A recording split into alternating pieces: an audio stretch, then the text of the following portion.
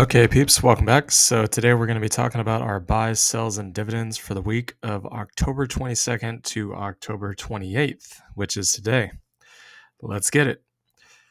So the first account that I want to pull up is our M1 Finance account. So as you guys can see here, we have the dividends tab pulled up. So we did get paid quite a few dividends this week.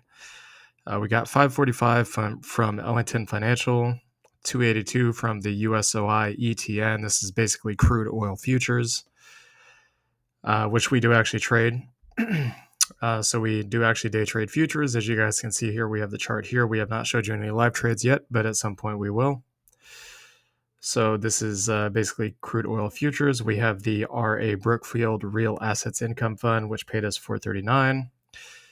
Two Harbors Investments, 1710. This is a quarterly dividend paying stock. GSBD, which is the Goldman Sachs business development company, 2213. This is also a quarterly dividend paying stock.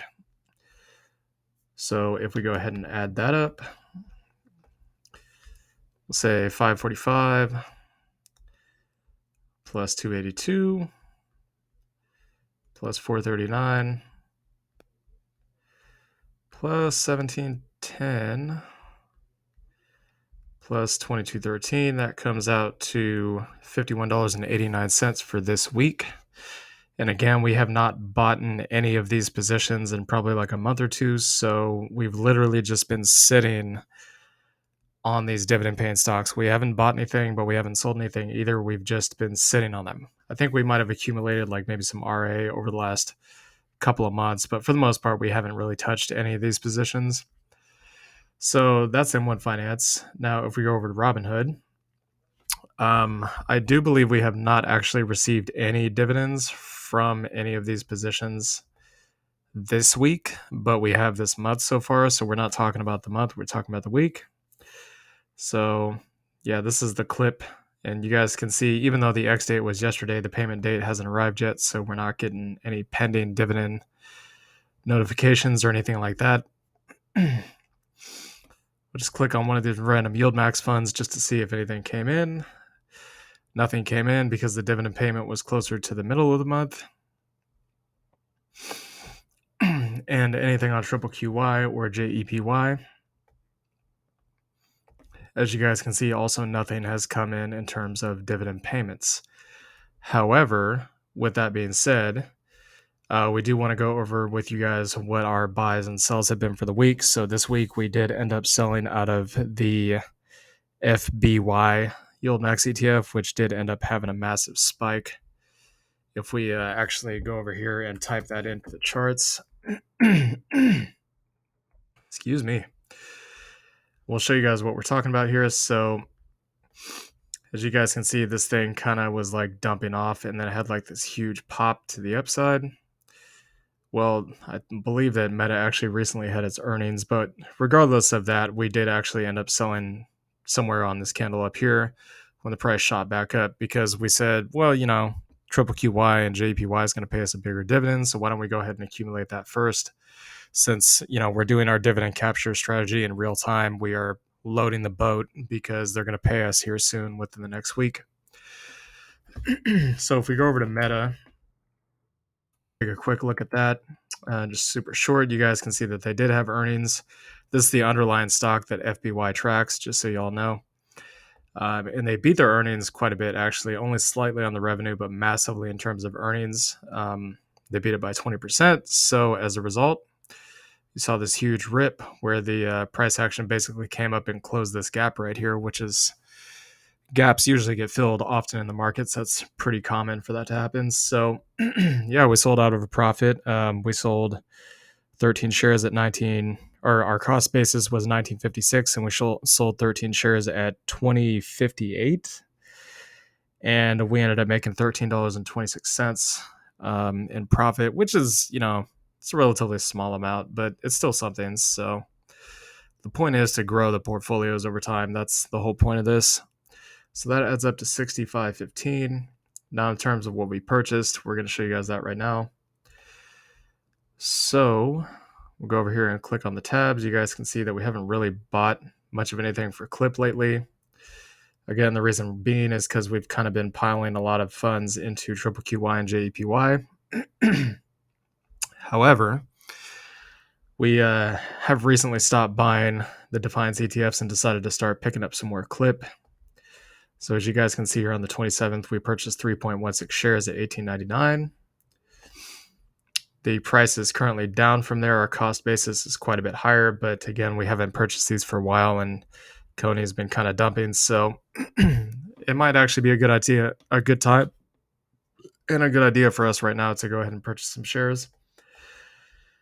So with that being said, I can tell you guys right now, we didn't purchase anything else among the YieldMax ETFs or clips. So pretty much all we did here was we bought the Defiance ETFs.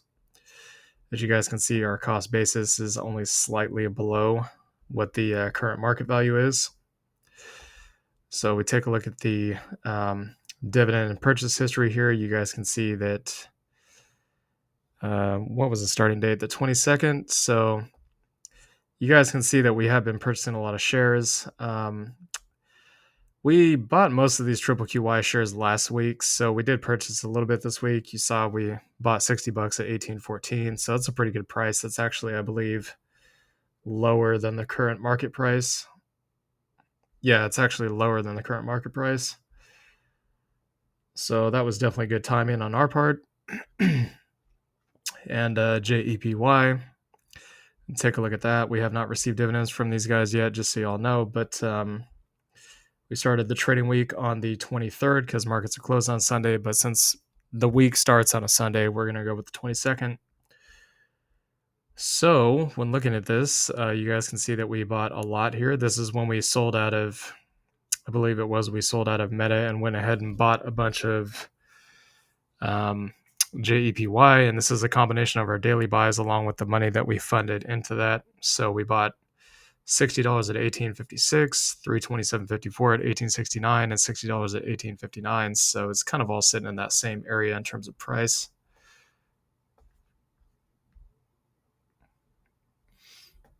So if we go back here, you guys can see our cost basis is only currently slightly out of the money. Again, we were buying most of these shares roughly around the $18.50, $18.60 area. It's only slightly below that right now.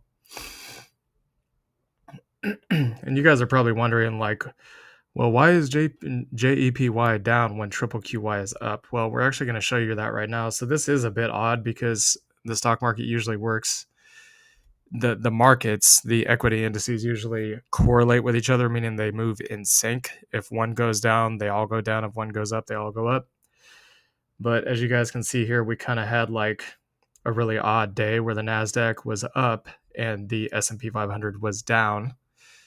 So if we go back over here, you can see that Triple QY, which tracks the NASDAQ, was up, and JEPY, which tracks the S&P 500, is down. So if you guys are wondering why that is, just take a look at the underlying index. You'll see. So now we're going to go over to our... oh, and by the way, we did not get any paid any dividends from the Robinhood portfolio, so that's the reason why we didn't cover that. So now into the crypto stuff. So as you guys can see, we have $265 in cash. We're setting up for next week, basically, to be able to purchase some shares next week.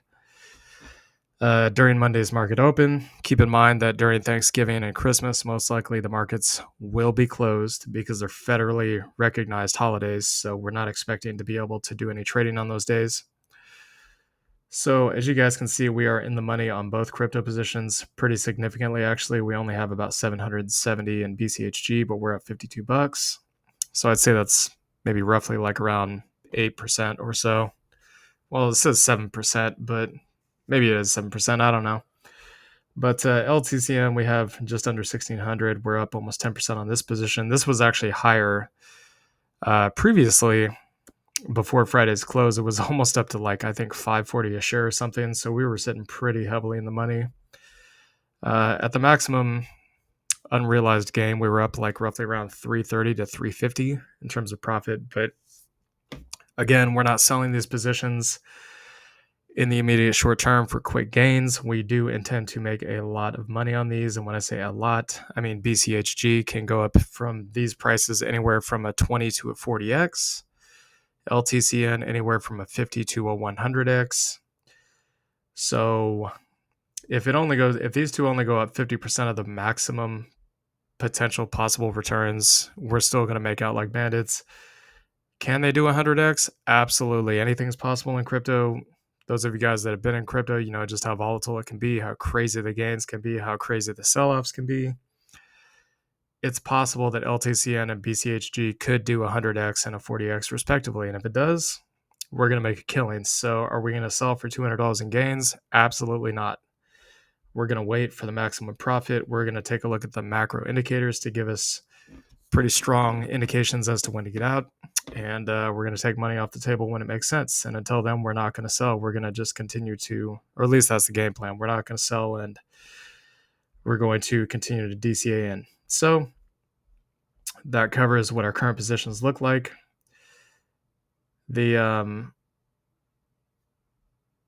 So the current activity and orders of this week, basically, as you guys can see, we pretty much have just only bought LTCN. That's all we've done this whole week, just straight LTCN, roughly about $30 a day.